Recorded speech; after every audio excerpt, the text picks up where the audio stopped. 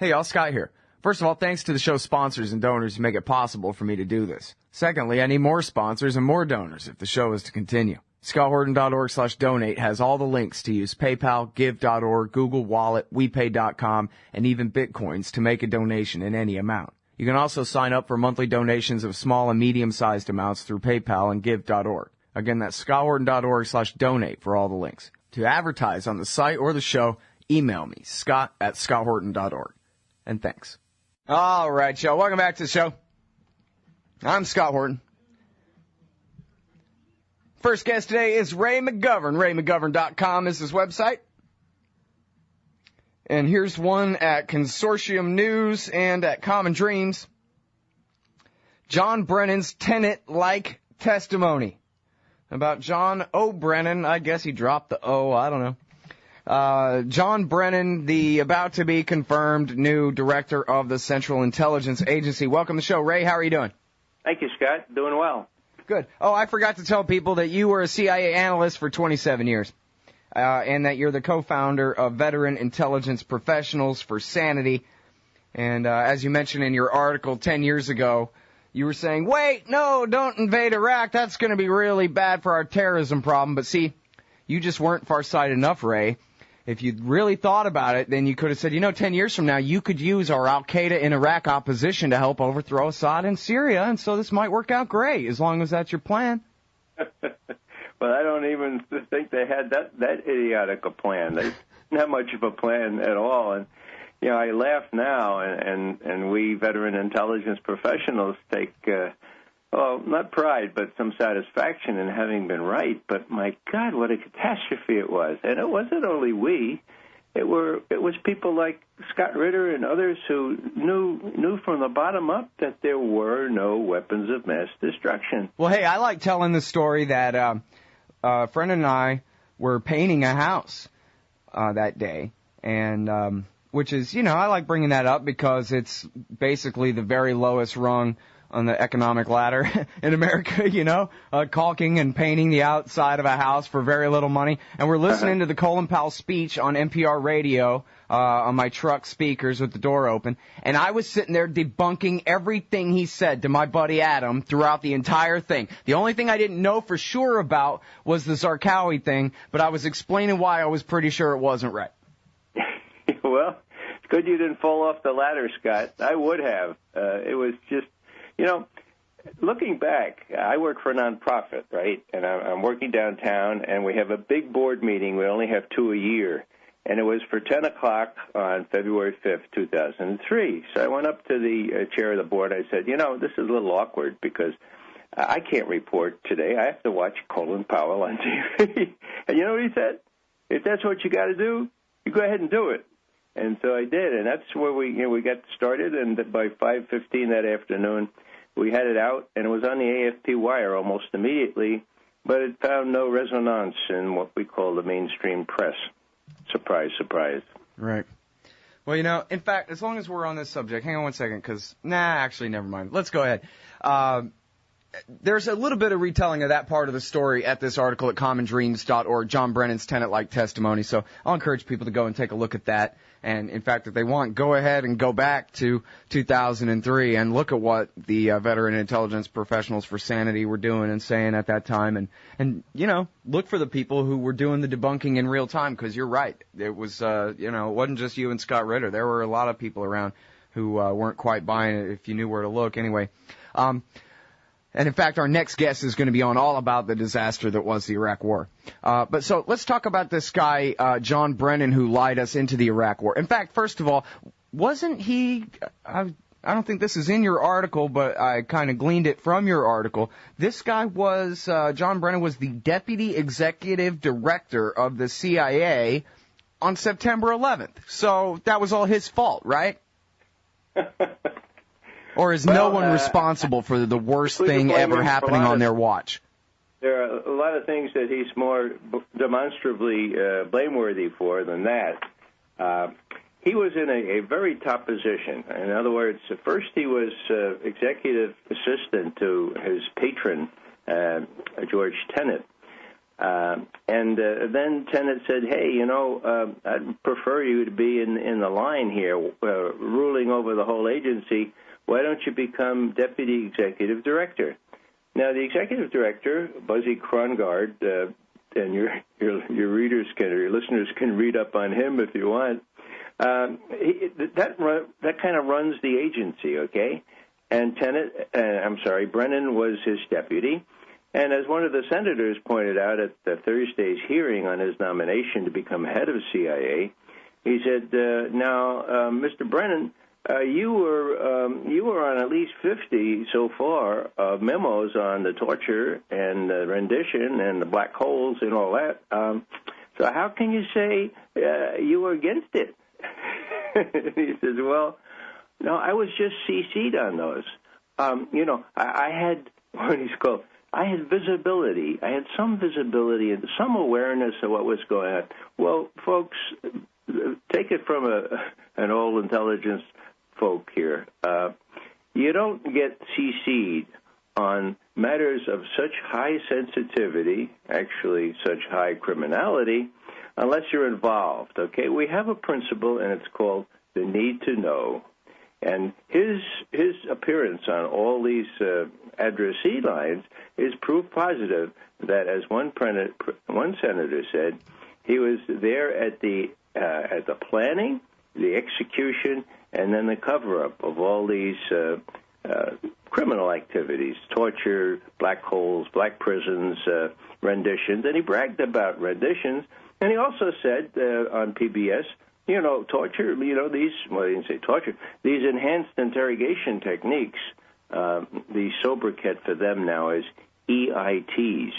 The senators couldn't bring themselves to say enhanced interrogation techniques because everybody knows that it's torture. No, the EITs now, okay? One of the senators said, look, you were involved in all that. And his appearance on those addressee lines proves it. So what did he say? Well, he said, I objected to some of the things like nudity and waterboarding, and they said, well, we talked to Buzzy Krongard, your boss, and he doesn't recall you ever saying anything. Somebody said, oh no, it's just a couple of my colleagues I shared my misgivings about. Well, why didn't you speak out? Well, I wasn't in the line of command here, chain of command. Well, that's unadulterated bull. The executive director and his deputy are at the peak of the chain of command. It was not done in another part of the agency. They are overseeing the whole agency. So, in a word, he knew chapter and verse, not only didn't do anything about it, but bragged about it on PBS, both the extraordinary rendition and the torture. And now he's just sort of backing off, saying, well, you know what he actually said? He said, that's about saving lives, that these EITs save lives. Well, that's what they told me, And now that I've read most of the 6,000-page Senate report on this, I'm aghast. I have to look. I have to see how that squares with what they told me, because they didn't tell me. So what he's doing here is, if you look closely, he's indicting his mentor, George Tenet, Porter Goss, I won't use any adjectives for Porter Goss, and Michael Hayden, who's a big favorite of not only illegal eavesdropping when he was at NSA, but also these EITs. He's an EIT devotee, aficionado. You're saying by it's bizarre. It was very bizarre. You're saying that Brennan said in the Senate testimony that now that he has access to the 6,000-page Senate Intelligence Committee report that we don't have access to, and he's saying now that he's reading it, he's astounded to find out all this other stuff that he didn't know, and as you're saying, thereby indicting the rest of the guys. Yeah, and Jay Rockefeller says, he's such a mild-mannered fellow. In the Bronx, we call such types a wuss, okay? Here's Jay Rockefeller. Yeah, Jay Rockefeller's never been to the Bronx. That much is Klonov, okay? So he's asking Brennan, he says, now, John, it seems terribly ironic that our report, done over several years, with umpteen thousand footnotes and 6,000 pages, that we had to get that for ourselves because the people in the agency wouldn't tell us any of that stuff. So that's really ironic, John, don't you think? Mm-hmm. And John said, yes, indeed. That makes me think that we need to look into this, okay? So, it was just on the torture, rendition, black prison stuff. It was, but there's another aspect that I would like to bring to the conversation, and that is, in looking very closely at his prepared testimony, I found something very shocking, and perhaps we could get to that in due course. Oh, yeah. Well, you want to talk about the Rand nukes thing, right? But hang on a second, because I wanted to point out that the torture was not to even try to save lives. As we all know, the torture centered around getting the victims to implicate Saddam Hussein in being partners with Osama bin Laden because they wanted a war in Iraq. And Jonathan Landay went, and I think he did the single best report on this, but there are a lot of different ones, too. But if you look at McClatchy newspapers, you can find, the most important footnote you need there is most of the torture came in these two clusters, right before the war and right after it, when they needed guys to say, oh, yeah, Saddam Hussein taught us how to make and use chemical weapons. Saddam Hussein taught us how to hijack airplanes. Saddam Hussein and Osama bin Laden are the very same guy. Can't you tell that the beard is fake and whatever? No. And that was what it was about. And also coming up with bogus orange alerts to scare everybody's mom into thinking Saddam was about to nuke them in their jammies in the middle of the night if we didn't hurry up and preempt this thing. Mm-hmm. Yeah, and Brennan was head of that counterterrorism center that issued all those bogus alerts. So there's a direct tie there. And they were so ridiculous, too. I mean, remember back, people and audience members, remember, hey, there's a threat against a school somewhere in Texas. Okay, they beat that out of somebody somewhere. But who is that helpful for when there are 70,000 schools in Texas, right? I mean, what are you talking about? There's an Al-Qaeda threat to a school in Texas. Now, they couldn't just make that stuff up whole cloth. They had to put those words in the mouth of someone they were torturing and say, is there a threat to a school in Texas? And then turn the screws on them. And then they would go, yeah, Texas, a school. And then they would go, okay, go and put that out on the air. Well, it was that bad, and what your listeners need to remember, as you've so well reminded them, is that, number one, torture does not work if you want reliable information. The head of Army Intelligence said exactly that on the morning of the day when George W. Bush went out with his EITs, his enhanced interrogation techniques, which he called an alternative set of procedures, end quote. And what John Kimmons, Lieutenant General Kimmons, head of Army Intelligence, said was, quote, no good intelligence has ever come from abusive interrogation techniques. History shows that, and the history of the last 5 years, hard years, also shows that. That was 2006. -5, 2001. That's how long the CIA contractors were doing these kinds of things and coming up with not reliable information, but as you pointed out, Scott, it's really important to realize that there are circumstances in which torture works like a charm, and that is, if you want, unreliable information. And that's what they got for the first 6 months after 9/11. We have the EIs, the Essential Information Intelligence things, which went to the interrogators. Make sure you find out whether they know about close ties between Iraq and Al-Qaeda. And the sorrowful thing is, because of the mass media and because of this very deceptive campaign, 69% of the American people believed before the attack on Iraq 10 years ago not only that Al-Qaeda had ties with Saddam Hussein, but they believed that Saddam Hussein bore some responsibility for 9/11, and that greased the skids for a war of aggression. It's a very sorrowful episode in our country's history. All right, now, before we move on to the statement about Iran and their pretended nuclear weapons program, I wanted to mention Michael Scheuer here.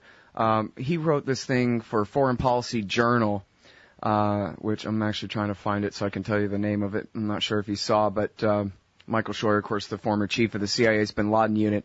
And apparently, to read this thing, John Brennan has no respect inside the CIA at all because everyone sees him as simply a politician and a political brown-noser. He talks about how no one has a picture of the back of George Tenet because they can't ever get John Brennan's nose out of there to get the picture taken. That's what everyone at Langley, Virginia thinks of John Brennan, is that apparently he's pathetic. So I wonder if you had anything to say about that.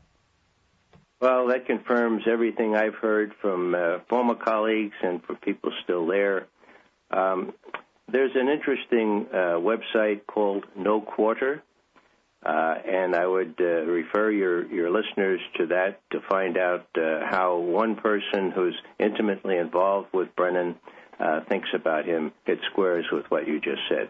Mm-hmm. He also, Scheuer really accuses Brennan of being an obstruction for Alex Station and their various attempts to kill bin Laden and to press the Saudis for intelligence when the Saudis are going along with the Israelis and Louis Freeh when they're trying to pretend the Khobar Towers attack was Saudi Hezbollah, which means Iran, instead of obviously it was Osama bin Laden and Khalid Sheikh Mohammed that did it, and the rest of that kind of thing. Scheuer has a real insight here, and if Brennan acted that way, and I think he admitted pretty much to the questioning of some senators on that score, that was because he sniffed the winds at the highest level of the agency in the White House and found out, no, don't press the Saudis. They're our friends.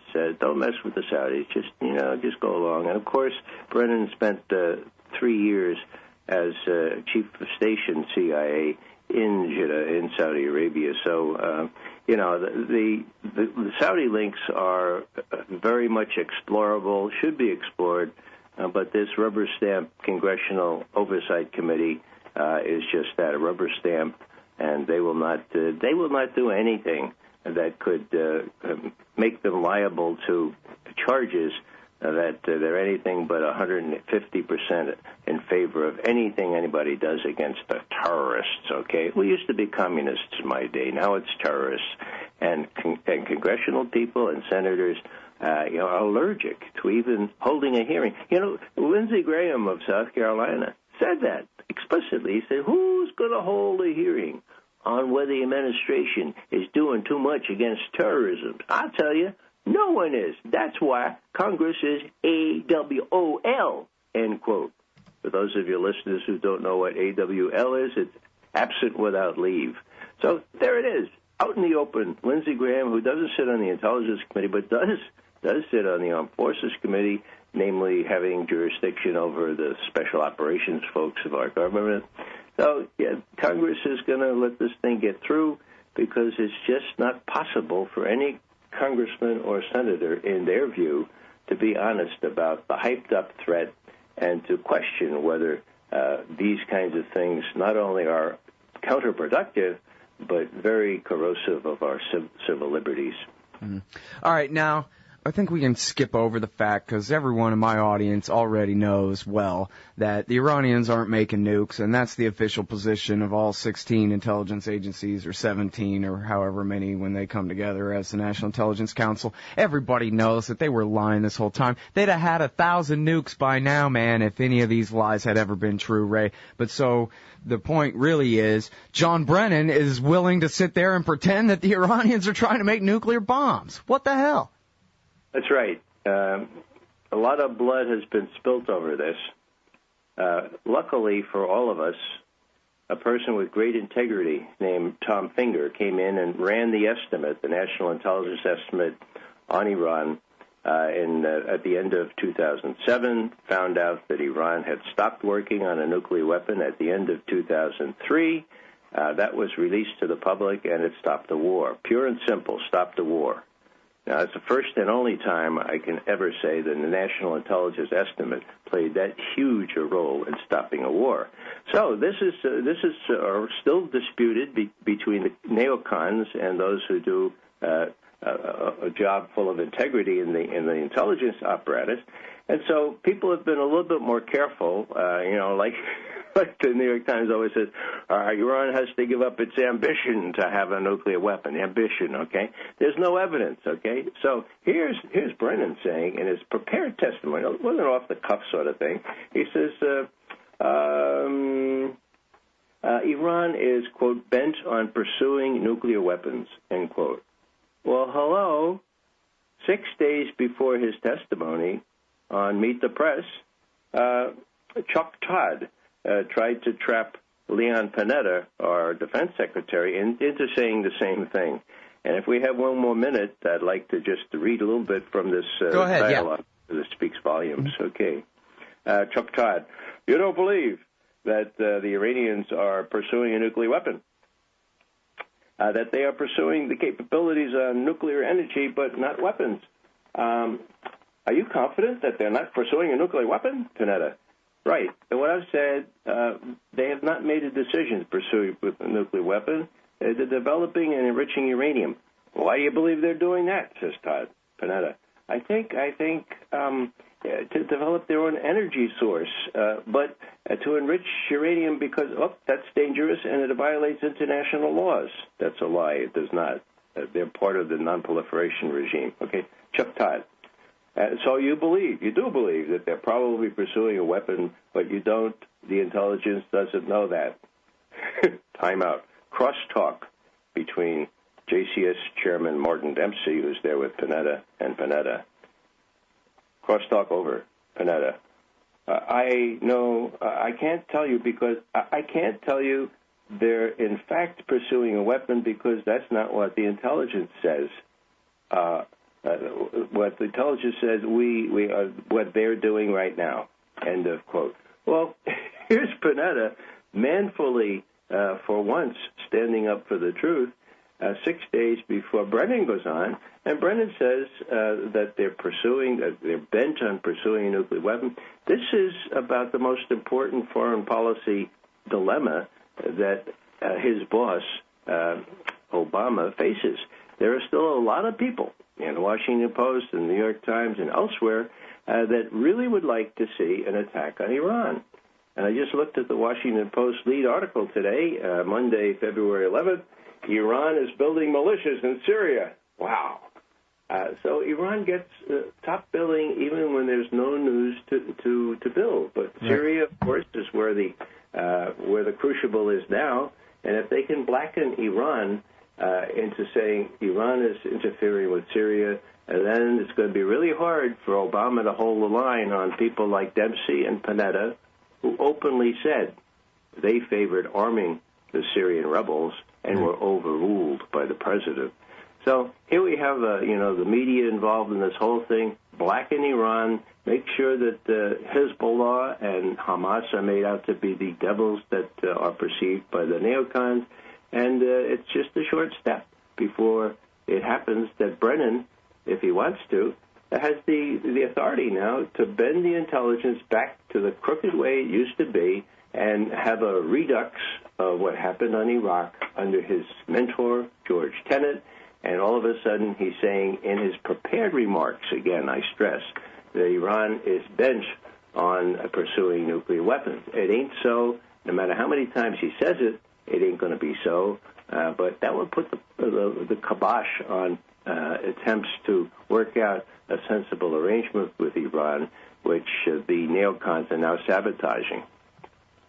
All right, now, man, I'm sorry because I really want to talk more about the Iran thing with you, maybe again soon. But let me ask you one thing real quick now, Ray, about the drone strikes. So John Brennan, as head of counterterrorism working in the White House directly for the president there, has been in charge of, I guess he doesn't have, I don't know what control he has of any drone strikes going on in Afghanistan. But anyway, Pakistan, Yemen, Somalia, and apparently now they're putting a drone base into Niger. But I guess this guy's really been in charge of the disposition matrix, kill list, whatever the hell. He's the guy he's the senior administration official who's been deputized the power to assassinate Americans to death if he feels like it in the white paper and all that. And yet at the same time, through the Washington Post and I think the New York Times too, certainly the Washington Post has run a piece that's widely cited that Brennan is actually a very reluctant drone warrior. And even though he's the guy who's the drone warrior. He's the guy who has been kind of restraining the CIA when they wanted to kill this guy, that guy, and the other one too, that he had sort of wanted them to slow down and cool it a little bit and that kind of thing. He's putting that story out, and I just wonder what you make of any of that or all of it. He can put these stories out, and the mainstream media will play them, and Americans will be deceived. In reality, he is in charge of this program. I mean, it's hard to even visualize. You remember that novel, Tuesdays with Maury? Well, here's Tuesdays with Obama. Brennan comes in with a legal-sized pad. He says, okay, Mr. President, we need you to initial off. These are the 13 that we're going to kill with the drones this week. And Obama takes the pad. He goes, oh, John, didn't you tell me last week that number 3 has 3 small kids? Yes, sir, but we've seen him have lunch with 2 more suspected militants over the last week, so he's a suspect. He's a real suspect. The president, well, John, let's take him off the list this week. We'll talk about him next week. Let's just move the 4 or 5 up, and we'll just do a dozen this week. Yeah, I'll sign here. And he goes and he has lunch with Michelle. My God, that's happening in the White House? That reminds me of Condoleezza Rice running these demonstrations of torture techniques with the very top national security officials of our government. I keep thinking of the pilot from Airplane going, do you like gladiator movies? Because there's the Roman emperor up there deciding thumbs up or thumbs down on an individual basis, well, it's throwing funny Christians to the lions, you know? Yeah, it's funny you mentioned that, Scott, because even the emperor needed sort of a priest to consult, right? He wouldn't murder a whole bunch of people in the stadium or whatever. Well, the state is God in this country, Ray. And Brennan is being made out to be it. Mikulski says to him, "Now, John, we know that you once thought you'd study to be a priest, and we know that you've got a Jesuit education." And that really hurts because I don't know what he heard from the Jesuits, but it's not the same thing I heard, okay? And so, John, I'm asking you to promise. So on your honor, would you please tell us what's going on, all this stuff? Well, the New York Times article that talked about the kill list, it all says that Brennan is just the most, ethical guy and the last guy that Obama sees before he decides who to kill, including Americans. And, the lawyers at State and the NSC all say, gives us a lot of confidence to know that this priest-like figure is the last one that Obama sees before. All right. I know. You know what? I'm just like you. I've had enough. It's just unreal. I'm sorry. We got to go, Ray. We're over time. Thanks so much for your time, as always. It's great to talk to you again. Enjoyed it. All right, everybody. That's the great Ray McGovern, veteran intelligence professional for Sanity. Look at his website, raymcgovern.com, and we'll be right back after this. The Emergency Committee for Israel, Brookings, Heritage, AIPAC, WINEP, JINSA, PNAC, CNAS, the AEI, FPI, CFR, and CSP. It sure does seem sometimes like the war party's got the foreign policy debate in D.C. all locked up. But not quite. Check out the Council for the National Interest at councilforthenationalinterest.org. They put America first, opposing our government's world empire, and especially their Middle Eastern madness. That's the Council for the National Interest at councilforthenationalinterest.org. Man, you need some Liberty stickers for the back of your truck. At LibertyStickers.com, they've got great state hate, like Pearl Harbor was an inside job. The Democrats want your guns. U.S. Army, die for Israel.